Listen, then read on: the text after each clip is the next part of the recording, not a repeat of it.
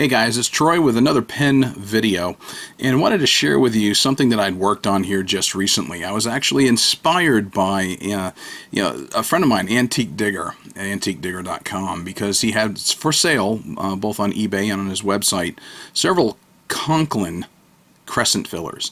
Conklin Crescent Filler is something I've had on my wish list for a little while. I kind of wanted them. I see that they've kind of made a comeback with Jaffa Brands owning the Conklin name.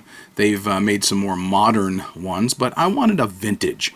You probably noticed kind of a pattern here lately where I've had a lot of vintage pens, ones that I've taken apart, cleaned up, put back together, resurrected, and given new life kind of thing.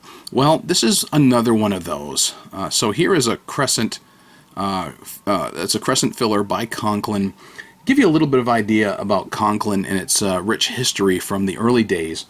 About 1897, Roy Conklin invented the Crescent filling system, which is this right here. And the Crescent Filler is nothing more than pretty much the exact same thing as an aerometric filling system or a lever filler. Essentially what you have here is you've got the cap comes off, and you've got the section like you normally would, and there is a rubber sack that runs the length here, and there's a metal bar. At first I was thinking maybe it was a J-bar or something of the sort, but no. Essentially it's just a metal bar that runs about that length with a little loop that's attached to it. And that loop fits right in here into a slit that's inside of that black chased hard rubber barrel. And so it just floats in there, and it sits right on top of that rubber sack, so that when you depress this crescent, it squeezes that sack. This pen is incomplete. Normally it would have a lock ring around here, and it kind of sticks out. In most pictures that you see, you'll see there's a lock ring, and it goes all the way around with the exception of a slit in that ring wide enough to fit this crescent.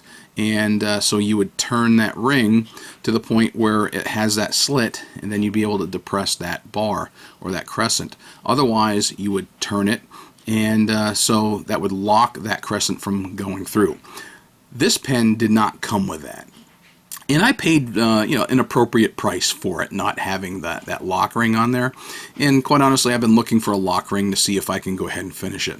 This is like a 2NL version. You can't really see it well, but there is an imprint here on the tip, and it's a nice chase.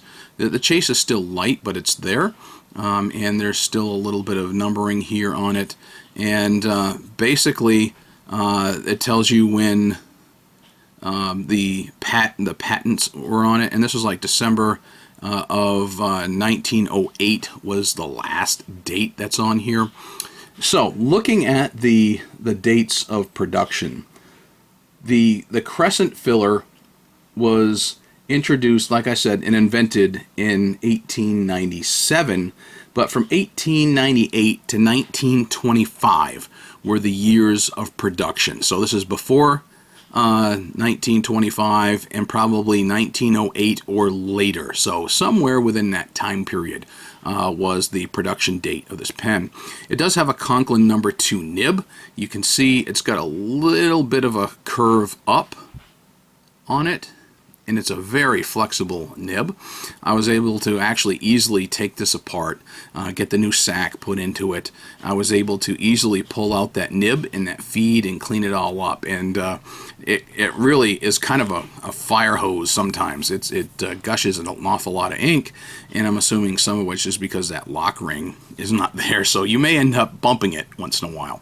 Now, the other thing that I noticed about this particular one is this has got the rounded cap to it, and I see that there are some air breather holes, 3 of them, around that cap, but I don't see where it had a clip. A lot of the pens that I have seen actually have a clip built onto it. This particular one, by the way, did come with an accommodation clip that I was able to take off and work on, and I think I've got it right here. Yeah, here we go. So this one says Mercantile on it. This was pretty grungy and an awful lot of oxidation on it. I cleaned it up as best I could, And I believe the date on this one, on this, was somewhere around 1910. I'm going to have to look at it again. Maybe I'll get you a good picture on it. But when it came, this clip was actually down on this pen, and it just slides right off because it's, like I said, it's an accommodation clip. It's an aftermarket thing. It's not something that would have come original to the pen. But like I said, Mercantile is the brand name that you can see right here on that clip. So I shined that up as well as I could, and I've just decided to leave it off for now because it wasn't really original to the pen. So it's a fairly slender pen, and you know, it is something that has been on my wish list for a while. I may yet order another because I've seen some that are really, really cool that have got, you know, a nice gold band on it, it's a gold clip on it with a Conklin logo. It's obviously from slightly later production years. So let's go ahead and just, I can show you how this sucker writes because it writes very, very nicely. And yes, I can post it. I do post it from time to time, and it's doesn't throw off the balance whatsoever. So this is in early 1900s Conklin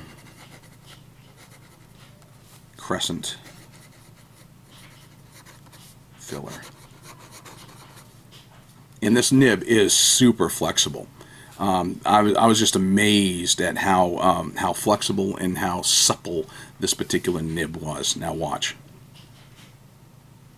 Look at that line right there. Nice, thick, gusher lines. I mean, huge variation on that. Nice and smooth. It sounds like it's kind of toothy. It actually writes smoother than it sounds. So the feedback you're getting from it, it's a fairly thin nib, but it actually doesn't feel as bad as it sounds when you're writing with it. And this is one of the most flexible nibs I've ever used. I've got some beautiful Waterman No. 2 nibs that have got some awesome flex to it as well. This particular Conklin nib, though, is just incredible for people who really like springy, flexible, antique nibs. There's just no beating this. So what did I put in this? I put in my old reliable, my Birmingham pens, Allegheny Arsenal,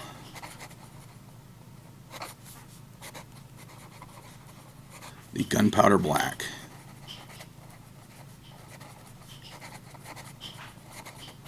so one thing about the Gunpowder Black, when you got it in a gusher like this, it writes a lot darker. Now, that's usually what it dries out to be, is more of a dark gray that actually looks a lot more like gunpowder. So anyway, the Conklin Crescent Filler. I may just add a few more to my collection. It looks like somebody may be home in my driveway because you can hear my dogs barking. What a time for that. But I do enjoy antique pens, and I'll have a few graphics up throughout the course of this video that shows you some of the old advertising and some more examples. So if you're looking for a really cool pen, you can find these $200 refurbished and hopefully complete. I've seen these go for $150, $130 on the low end to well over $200 on the restored market. I'm no expert, but I can tell you this: the pen looks a whole lot better than it did when I first got it. That chasing is still amazing. I cleaned it up nicely. That nib was absolutely grungy and filthy and nasty, and I shined it up, and I got this about as good as I was going to get it on that Crescent. You can still see there's like a little bit of grunge there that I just could not get off no matter what I did to it.